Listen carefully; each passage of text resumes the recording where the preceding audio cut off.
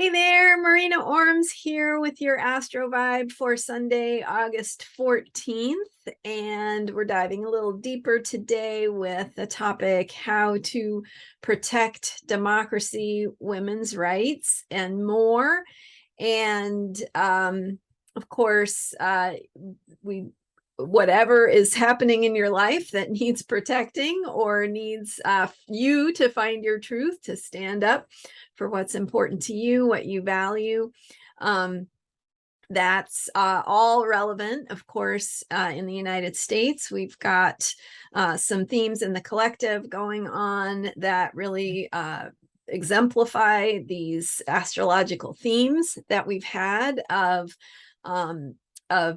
bigger picture cycles, such as Pluto in Capricorn, which is really asking us to look at the systems, the structures that we operate under, the rule of law, the government, and some of the breakdown that we're seeing in how that operates, because it is, it's a system that's based in the past that needs to be brought into modern times, but it's also at the same time, it is a system that's very important to have as a structure, right? So we don't want to just throw the government out the window. We don't want to overthrow or overhaul the system. Well, the systems that we have may need some updating, but we don't want to throw them out the window.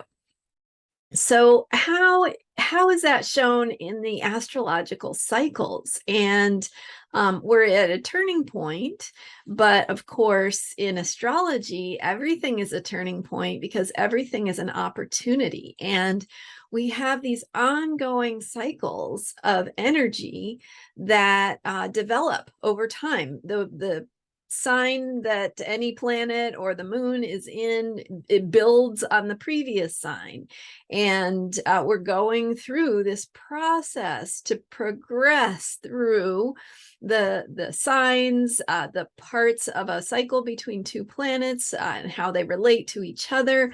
These ongoing cycles describe for us ongoing development of changing energies, and how these energies are inviting us at this particular moment to respond, and what it looks like to step into our power, to step into our truth, to become more whole, to activate and actualize who we can be as human beings, and how we can create, how we can show up in the world in a way that helps to bring about and build the things that are important to us, and protect the things that are important to us. So we have we're currently in a moon cycle that began with a Leo new moon. So we're in a moon cycle that is a 1 month time period that is focused on the theme of expression, self-expression, shining your light, speaking your truth, being seen, being heard, creativity, and sharing your gifts, sharing whatever it is that you have to offer, and how you can contribute to this particular turning point.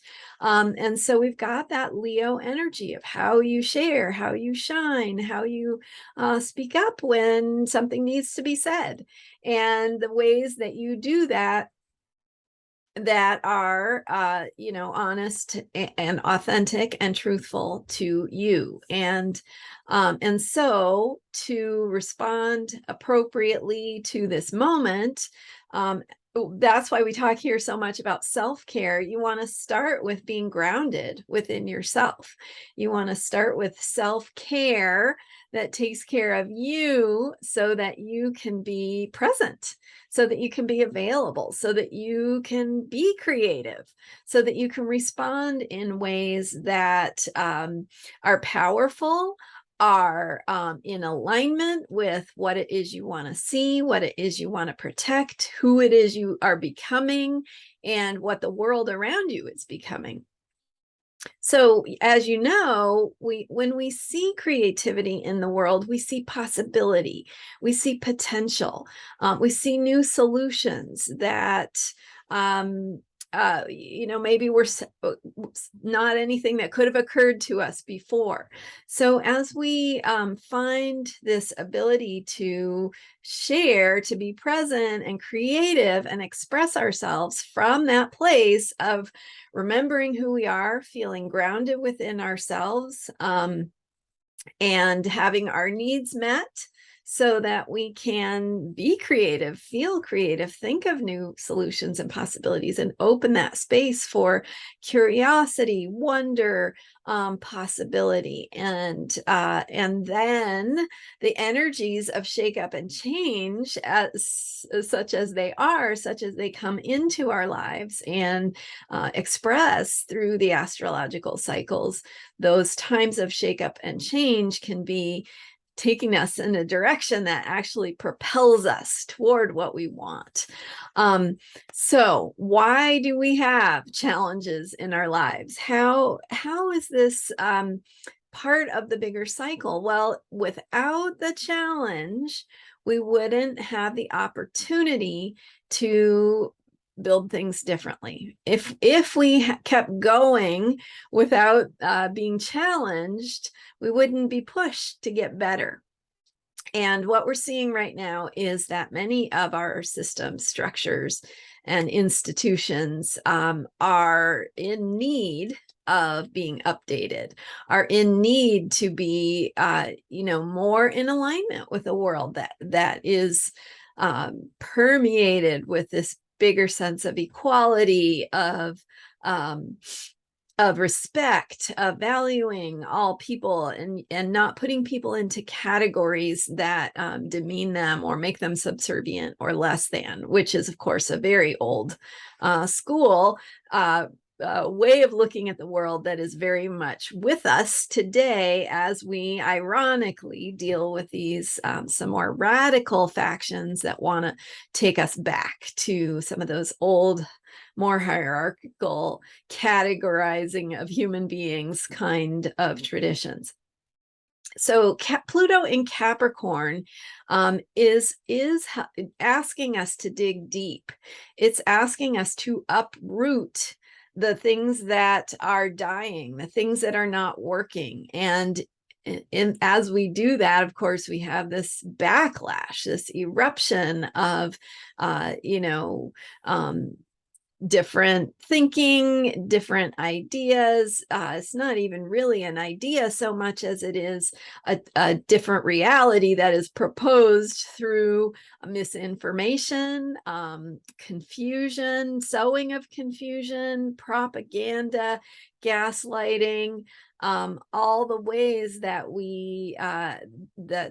we're struggling to keep a hold of messaging and a story, a narrative that is in service to who we're becoming and how we're moving into this greater sense of equality and respect and possibility and opportunity for all human beings, and really all life on Earth. Okay, so I talked about the Leo moon cycle that we're in. That's about self-expression. Right now, the sun in Leo is forming an opposition with Saturn in Aquarius, and an ongoing square between Saturn in Aquarius and Uranus in Taurus is just creating a lot of the topsy-turviness that you see right now, because there's inherent paradox in that square between Saturn and in Aquarius and Uranus and Taurus. So we've got, on the one hand, Saturn in Aquarius that is saying we need a new system, we need a new structure, let's shake things up, let's have this possibility to bring new ideas in to create things differently, but also tear down the existing institutions. And then we have also Uranus in Taurus that's saying let's uproot and transform and change through shakeup, through sudden unexpected developments and surprises, change the status quo. and also bring in a normalcy of surprise, right? Like, so during this Uranus in Taurus, which lasts for a few years, surprises become more normal. Shakeup becomes a status quo. We expect change. We expect new developments. It's kind of hard on the nervous system. So that is why we take care of ourselves, bringing it back to self-care. And you can't be in reactive mode all the time. It's not healthy. You can't be in fight or flight all the time. That is not healthy. So, okay, so how we protect democracy and women's rights and whatever it is that in your life feels worth protecting, which, by the way, now Venus is in Leo, and Venus is about what we value, what we find beautiful, what we cherish and want to preserve, and what we desire. And that, of course, can be very personal, but it can also be experienced in the collective. And so as Venus goes into Leo, from Cancer, where Venus was in a more emotional sign, Venus now being in Leo is about expression. And so it's about expressing our values, sharing and shining, you know, saying out loud what's important to us, what we value. That, just like everything in astrology, has a you know, a higher vibration of expression, a higher consciousness expression, as well as a lower vibration or a lower consciousness form of expression. So Venus in Leo in its lower vibration form would look like ego. It would look like I'm just protecting what's important because I'm having that overinflated sense of my own sense of self-importance, or whatever it is I'm protecting is kind of there's a sense of ego about it. It's like being full of yourself and full of your own values and beliefs, to the exclusion of seeing the importance of the needs and values around you. So that's the lower vibration. The higher vibration of Venus in Leo is seeing beauty and validating beauty in things in big, shiny, beautiful ways. It can be very artistic and creative, and finding ways of expressing that value through art, and comedy, by the way, is a form of art that really can capture some irony, right? It can capture some of the irony and also some deeper truth. So that we might see some artistic expressions. You might find for yourself that you know, art is a good way to channel some of your feelings, to express yourself through making things beautiful and making beautiful things. So that's Venus in Leo. Okay, back to the sun opposite Saturn, and this paradoxical, you know, Aquarius, Leo, and Taurus are all fixed signs. So it's all about what we're doing day to day, how we're maintaining things, what we're maintaining, and what that looks like. And so, of course, the irony being that we're talking about bringing change and shake up to the things that we're maintaining and to our day-to-day experience. So with the sun opposite Saturn, we have this, of course, with the sun in Leo, also, we have this, this shining, this expression, this outwardness, this outward quality of sharing and being seen and being very vocal, very loud, very expressive. And opposite Saturn in Aquarius, that could be very vocal and very loud about wanting to tear down institutions and structures. It can also be very vocal, very loud about making those institutions work for all people. And so think about what is the messaging that you're hearing? how is it supporting the truth that you want to align yourself with, right? If there are two narratives emerging in the country, um, and most of us have already, decided what's important to us and where we fall in that, but we might also still be working out how to express that to others. You might be encountering other people in your life, in your family, who don't share your beliefs, don't share your values. And I would say that this is a time period, this particular turning point has a lot to do with how we talk about things, how we listen, how we bring things back to a place where we can listen to each other, and what it looks like when you are sharing honestly, authentically, vulnerably from your truth. Obviously, you need to be safe in order to do that, emotionally safe and physically safe, of course, but finding that place where you can, and creating more of those kinds of environments and experiences and relationships where you can build a deeper ability to communicate. And it doesn't have to be someone who agrees with you. How do you communicate with people who don't agree with you? That's the question. And pushing them away isn't necessarily helpful, and doesn't necessarily work. So how can you honor and respect another human being without letting them walk all over you? So having good boundaries, good self-care always. That self-care allows you to let things roll off your back, to walk away, to not take it on, to have good boundaries, and to think about what happened and what you could have done differently.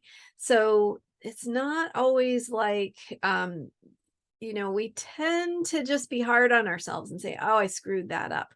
I'll never get that moment back again, which might be true, but also you'll get another moment, you'll get another chance, and you'll get another person or possibility in front of you.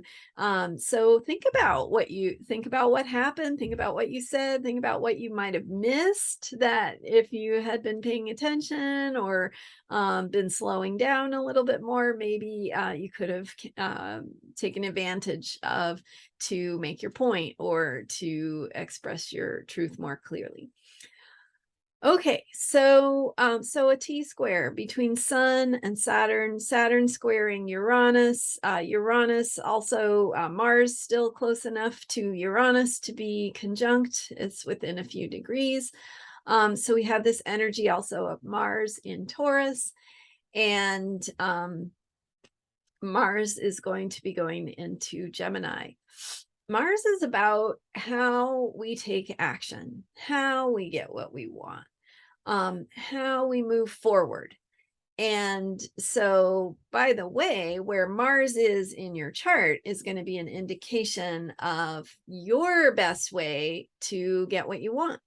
And to work with the energy of where your Mars is effectively, whether you have an earth or an air or a fire or a water Mars, might tell you whether you're going to be more effective through communication, or you're going to be more effective through action, or more effective through expressing your emotions. So that Mars energy for all of us when Mars is in Taurus is about how we maintain things, how we get grounded, how we connect with the earth and use that energy of the physical world, and our ability to understand things, to connect with them, to feel them through our senses, to work with instinct, and to allow our senses and our instincts to guide us as we take action. That's going to be more effective when Mars is in Taurus. Mars in Taurus might also want to use, physical force or change the physical world. So thinking about how aggression is used and transforming that into courage, finding courage from within yourself to take action, to stand in the things that you want to change, and to take the tangible actions that bring results. So whether you are working on political changes or you just have your life and you are taking steps to make things happen, if you're working on a creative project, something that has an outcome that you want to see, Mars in Taurus is about taking tangible steps. What is it that is going to get you closer? And what's working strategically that is going to work with the physical realities and limitations that you have to make progress toward, being that tortoise, rather than the hare, making slow but steady progress toward the goal that you want to see happen, and believing in that process of staying the course to eventually get where you're going through patience, through diligence, through commitment, through willingness to keep trying over and over again. And that once Mars goes into Gemini, we're going to have a shift. And actually, Mars goes into Gemini, and then it will go retrograde in Gemini. So it's going to have an extended several month stay in Gemini. And that Mars in Gemini energy is going to bring more action in the world in terms of thinking, in terms of ideas, messages, communication. We might have more inquiry. We might have more investigations. We also might have more arguments over what is the narrative, what is the message, what are the right words, whose story are we going to believe. A lot of that is going to be happening with the extended time of Mars being in Gemini. And Gemini is an air sign. It's about communication, thinking, problem solving, thought processes. And Mars, of course, is about action. So how are we taking action in that area of thinking and problem solving and asking questions? So going into deeper curiosity and inquiry, but also that process of finding the words, the message, and finding the way to express it that reaches more effectively more people, or one person more effectively, but lands better the way you want it to. So we'll have that. So we've got Mars and Taurus right now, a part of that T-square between the Sun, Saturn, and Uranus. And like I'm saying, with astrology, everything is continually evolving, continually unfolding. Mars goes from Taurus into Gemini, and we build from there. So we build from the Taurus energy of the status quo and how we're integrating action into our day-to-day routines, how we are becoming more courageous on a day-to-day, basis with how we engage with the world, how we show up. And we're going from there into that Mars in Gemini energy, where we will have more focus on problem solving, asking the right questions, and finding words and messaging that works. I'm just going to see if I can look for you and remember what day the Mars goes into Gemini. So It looks like around the 19th, 20th of August is when Mars goes into Gemini, and then it does stay in Gemini for a good several months, which is unusual. Usually Mars stays in a sign for about 2 months. Interesting astrological factoid is that the last time Mars went retrograde, it was retrograde in Aries, and that was in 2020 when we had a 6-month period of Mars in the war sign, or the sign of action, courage, assertiveness, and aggression. That was in 2020, and then the day that Mars went from Aries into Taurus was January 6th. So so that was the day that we completed that Mars in Aries energy. Actually, just as Mars went into Taurus was around the time, I haven't compared it to the minute, but it was around the time when they were starting to get the insurrection under control, later afternoon on the day of January 6th. And clearing the insurrectionists out of the building, stabilizing the situation. All of that started to happen when Mars went into Taurus, which is about stability. So as a planet leaves a sign, sometimes you see this like kind of intensification of the energy because it's letting go of that energy. So it was like a culmination of that Mars in Aries energy that came to a head, certainly that day. So we had Mars in Aries this year also. Of course, it's in Taurus now, so it's in Aries prior to that, earlier this year. And we didn't have an insurrection, thankfully, but, themes again of violence and how we are processing the issues of January 6th and all that comes around again with that Mars cycle. So back to our theme and how to protect democracy, women's rights, and more.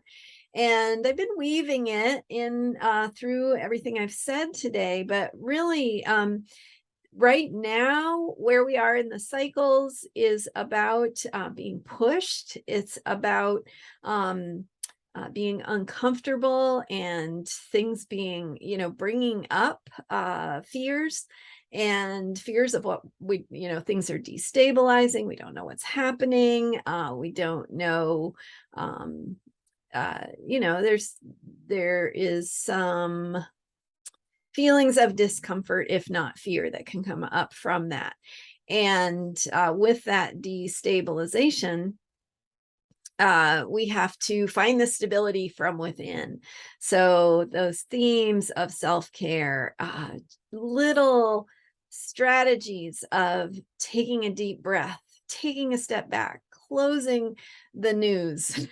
If it's becoming too much, just say, I need to step away from this. I need to go look at the trees. I need to go, breathe in the flowers and listen to the birds and, just reconnect with the earth. Get yourself grounded. Take a news fast if you need to. Step away from all of it, because you can best respond when your needs are met, when you're grounded within yourself, when you're back to remembering who you are, so you can trust yourself. And that's so much of what we're doing right now, is further developing that muscle of self-trust. Self-care is really important. Finding the right words. We've been talking about having Mercury in Virgo, and that Mercury in Virgo energy is also asking us to get things right. It's saying, that's maybe not working as well as it could, or the editor in you that sees the typo or whatever. So it doesn't have to be about you being bad, right? That's our tendency, is to make, to say, oh, I really screwed that up. I don't deserve to be here. But of course, that Mercury in Virgo energy is actually saying, no, you absolutely deserve to be here. This is just about you saying, how could I do that better? Where could there be some improvement? How could I be even more effective? And so it's the ability to look critically at what's happening and see where it can be improved upon. And of course, all coming back to your self-expression, this moon cycle that we're in, and what it looks like to shine and to express, to be creative.